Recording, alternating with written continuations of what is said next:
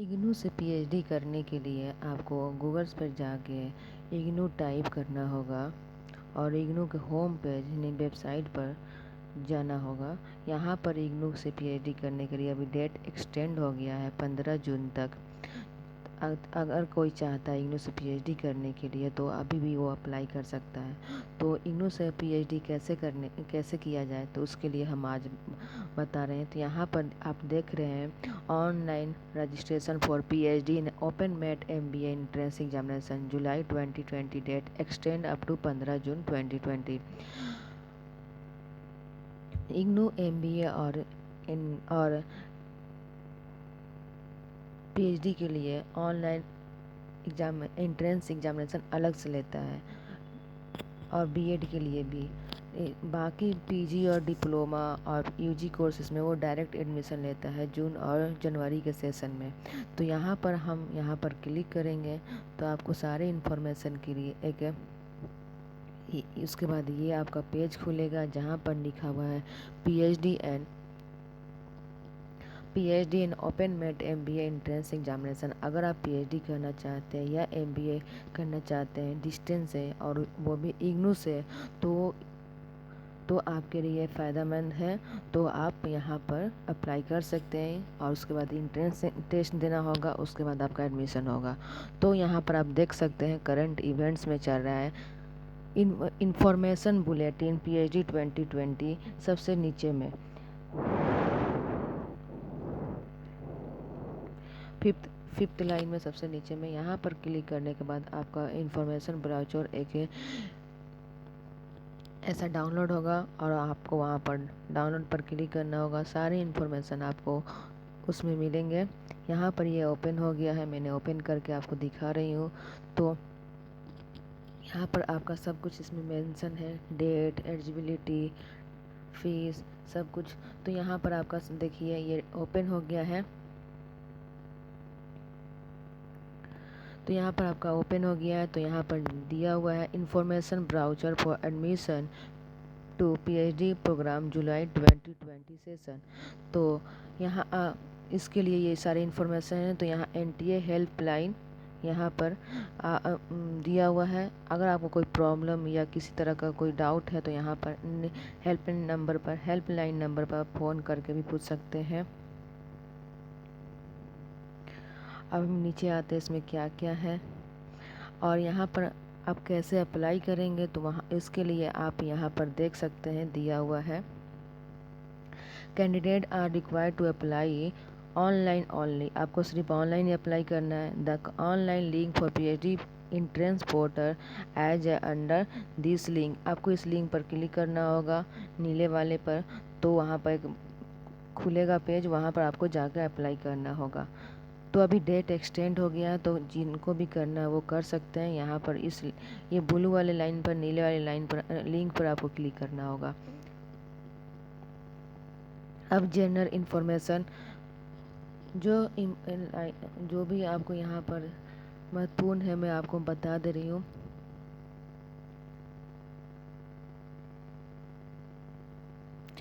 PhD के लिए आपको इंट्रेंस टेस्ट कंपलसरी है। डी नंबर में आप देख सकते हैं क्योंकि मैं पहले ही बताई हूँ इग्नू वाले पीएचडी के लिए इंट्रेंस टेस्ट लेते हैं। यहाँ डायरेक्टली नहीं हो सकता है। यूजी पीजी डिप्लोमा आप डायरेक्ट एडमिशन ले सकते हैं जून और जनवरी के सेशन में, लेकिन यहाँ पर नहीं। आपको डी नंबर में देख रहे हैं entrance test is a compulsory for the और कैंडिडेट। तो आपको टेस्ट देकर आपको यहाँ पर मिलेगा और एडमिशन और इंट्रेंस टेस्ट प्लस में आपको इंटरव्यू देना होगा। और जी नंबर आप देख रहे हैं कि the question paper shall be, यहाँ पर जी नंबर में देख सकते हैं the question paper shall be the total 100 question consisting of 50% of research methodology and 50% specific subject. यहाँ पर 50% जो क्वेश्चन होगा वो रिसर्च मेथडोलॉजी से आएगा और 50% आपको स्पेसिफिक सब्जेक्ट, जिस सब्जेक्ट में आप पीएचडी करना चाहते हैं, मतलब जिस सब्जेक्ट में आपका पीजी है, जैसे इकोनॉमिक्स, केमिस्ट्री, मैथमेटिक्स, तो उस सब्जेक्ट से आएगा 50 क्वेश्चन आपके सब्जेक्ट से और 50 क्वेश्चन आपके रिसर्च मेथडोलॉजी से। और एच नंबर में आप देख सकते हैं कि एच नंबर सबसे इम्पोर्टेंट है, आप देख सकते हैं यहाँ पर ऑल द क्वेश्चन से with multiple choice question with the 4 option and only 1 correct answer. आज सबसे ज़रूरी बात यह है कि यहाँ पर there shall be no negative marking, there shall be no negative marking, इसमें कोई भी नेगेटिव मार्किंग नहीं है, कोई भी नेगेटिव मार्किंग नहीं है, तो आप यहाँ पर अप्लाई कर सकते हैं। द इंटरेस्ट आप आई नंबर में दे सकते हैं, यहाँ पर 70% बता रहा है कि आपको 70% वेटेज रहेगा इन टेस्ट में और 30% आपका इंटरव्यू में। और जे नंबर आप यहाँ पर इंफॉर्मेशन दे रहा है जे नंबर में कि ये पीएचडी आपको 2 कैटेगरी में, एक पार्ट टाइम और दूसरा फुल टाइम। आपको जैसा मन वैसा कर सकते हैं, अगर बस टाइम नहीं है तो पार्ट टाइम कर सकते हैं, तो वैसा इसमें दिया हुआ है। और के नंबर में एक ज़रूरी चीज़ ये है कि इसमें मिनिमम और मैक्सिमम ड्यूरेशन पीएचडी प्रोग्राम, तो इसमें आप मिनिमम आप 3 इयर्स में कर सकते हैं, जैसा कि यहाँ पर दिया हुआ है। द मिनिमम एंड के नंबर में the minimum and maximum number of the PhD programme is 3 years and 6 years. The women candidate and person with eligibility are given 2 year extra in the maximum duration। इसमें ज़रूरी बात यह है कि वैसे तो आपको पीएचडी प्रोग्राम के लिए मिनिमम दिया हुआ 3 इयर्स में आप कंप्लीट कर सकते हैं और मैक्सिमम 6 इयर्स के लिए, लेकिन जो वुमेन कैंडिडेट है उनके 2 इयर्स एक्स्ट्रा मिलेंगे। मतलब अगर हाँ 6 इयर्स में 2 इयर्स जोड़ दिया जाए तो 8 इयर्स वुमेन कैंडिडेट, मतलब जो भी वुमेन है वो 8 इयर्स में यहाँ से पीएचडी कंप्लीट कर सकते हैं, इतना समय मिल रहा है उनको। और यहाँ पर एल नंबर में यहाँ पर लास्ट में दिया हुआ है the PhD programme involves class work during the first 6 month of the admission. आपको कोर्स वर्क होगा ड्यूरिंग द फर्स्ट 6 मंथ। अब जब आपका एडमिशन होगा उसके 6 मंथ, शुरू के 6 महीने आपका कोर्स वर्क होंगे, which we with the conduct IGNOU campus है न्यू दिल्ली। आप जहाँ भी रहते हैं आपको वहाँ पर जाना होगा दिल्ली में और कोर्स वर्क करना होगा ऑन अ रेगुलर बेसिस। वहाँ पर 80% अटेंडेंस ज़रूरी है, तो आपको ये भी देखना होगा कि आप दिल्ली जा सकते हैं कि नहीं। अगर जा सकते हैं तो और अच्छी बात है। और उसके बाद यह हुआ आपके ज़रूरी इन्फॉर्मेशन। अब आते हैं एलिजिबिलिटी। तो इसमें दिया हुआ है पीएचडी करने के लिए आपको मास्टर डिग्री 50% होना चाहिए। आपका मास्टर डिग्री 55% होना चाहिए। जनरल यहाँ पर देख सकते हैं master degree of the university in with relevant discipline with 55% of the marks, 55% of marks and 50% the case of the SC ST and OBC। और उसके नीचे में पैराग्राफ में दिया हम पढ़ के बताएंगे। अब सिलेक्शन प्रोसीजर, ये टेस्ट आपका NTA वाले कंडक्ट करवाएंगे, जैसे दिया हुआ है interest with the conduct the NTA across the country, no separate communication से with the country in the regard. The hall ticket भी आपको NTA के वेबसाइट पर ही आएगा।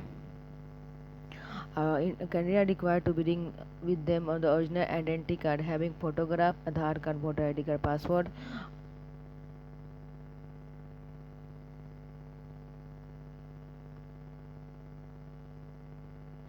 दिया हुआ 50% आपको इंट्रेंस टेस्ट में नंबर SC जनरल OBC के रहना होगा और 25% in case of SC ST OBC के लिए।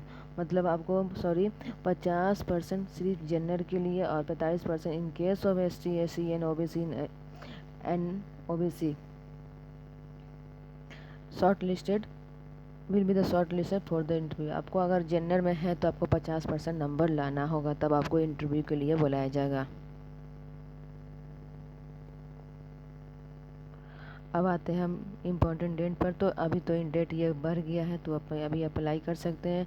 और fees for online application for PhD programme July 2020 के लिए 1000 फॉर जनरल एंड OBC।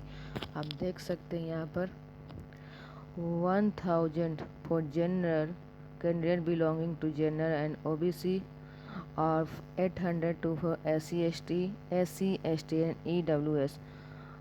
उसमें वुमेंस के लिए कुछ भी नहीं है। आप जनरल में अगर वुमेंस में आते हैं फिर भी आपको 1000 लगेगा, और अगर आप 800 आप 800 लगेंगे SC ST इन EWS, तो आपको फीस है 1000 रुपये। आप लेके चलिए जनरल वाले के लिए।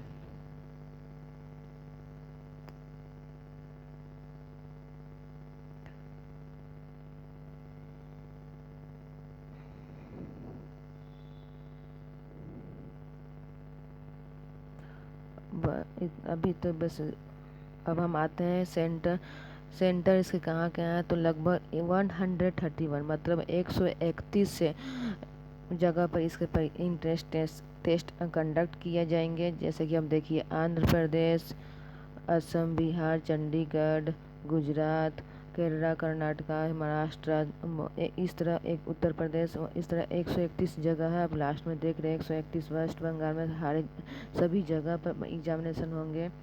जैसे कि आसनसोल, हुगली, कल्याणी, कोलकाता, सिलीगुड़ी, ये सभी जगह पर।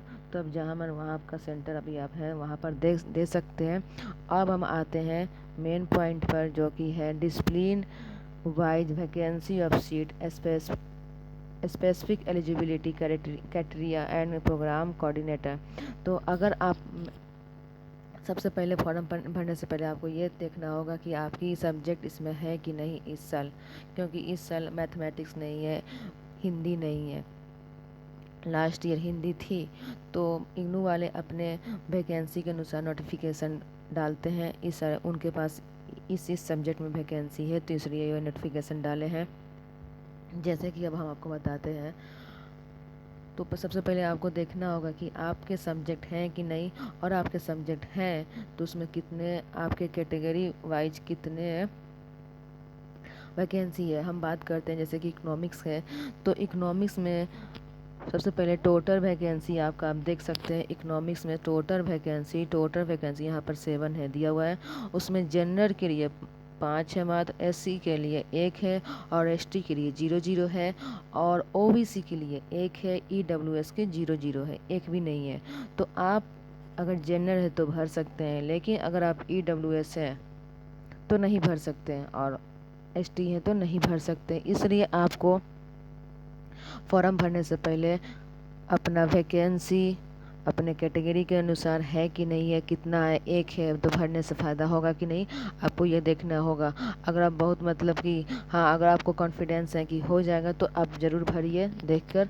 और इसके लिए यहाँ पर उस सब्जेक्ट के कोऑर्डिनेटर और उसके कॉन्टैक्ट नंबर दिए हैं। अगर आप किसी तरह की इन्फॉर्मेशन या डाउट पूछना चाहते हैं तो यहाँ पर उनको कांटेक्ट करके पूछ सकते हैं। यहाँ पर आप उनका ये दिया हुआ है इन्फॉर्मेशन। और अब हम आते हैं एलिजिबिलिटी क्राइटेरिया पर। यहाँ पर लिखा हुआ है मास्टर डिग्री या MPhil PhD इन इकोनॉमिक्स। तो आप जिस सब्जेक्ट में PhD करना चाहते हैं उसके लिए आपको उसी सब्जेक्ट में मास्टर डिग्री होना ज़रूरी है।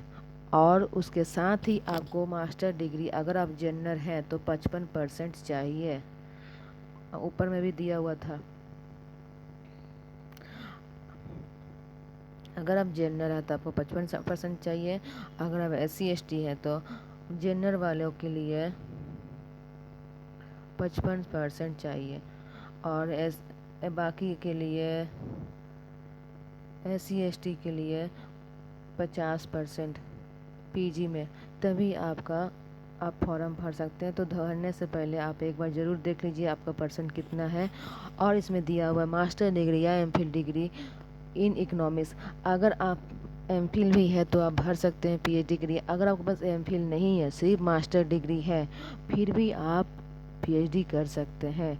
तो कहने का मतलब ये है कि अगर आपके पास दोनों डिग्री है, मास्टर और MPhil, तभी आप PhD कर सकते हैं। अगर आपके पास MPhil नहीं है, सिर्फ मास्टर, अब आजकल तो सभी मास्टर डिग्री करते हैं, सिर्फ मास्टर है। जनरल वाले के लिए 55%, फिर से बता रही हूँ 55% चाहिए। अगर 55% से कम नंबर आए तो आप नहीं भर सकते हैं, तो आपको PhD इन इकोनॉमिक्स भरना होगा। तो उसी तरह हम नीचे आते हैं। बहुत सारे सब्जेक्ट में दिया हुआ है, जैसे केमिस्ट्री की बात करें तो इसमें केमिस्ट्री में देखिए टोटल आपका 11 सीट है।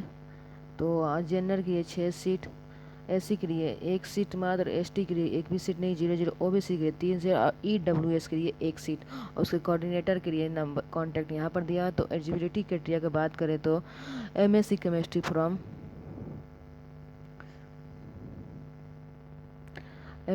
बात करें तो दिया हुआ है यहाँ पर MSc chemistry from any recognise university. आपको किसी भी रिकॉग्नाइज यूनिवर्सिटी से MSc होना चाहिए। Other qualification recognise the equivalent there such the. इसका मतलब यही हुआ कि आपको किसी भी यूनिवर्सिटी से MSc मतलब वही PG डिग्री होना चाहिए। तो वही बात हुआ, अगर आप PG डिग्री है तो आप यहाँ पर कर सकते हैं, PhD के लिए भर सकते हैं। तो वहीं ज्योग्राफी का अगर बात करें, ज्योग्राफी में आगे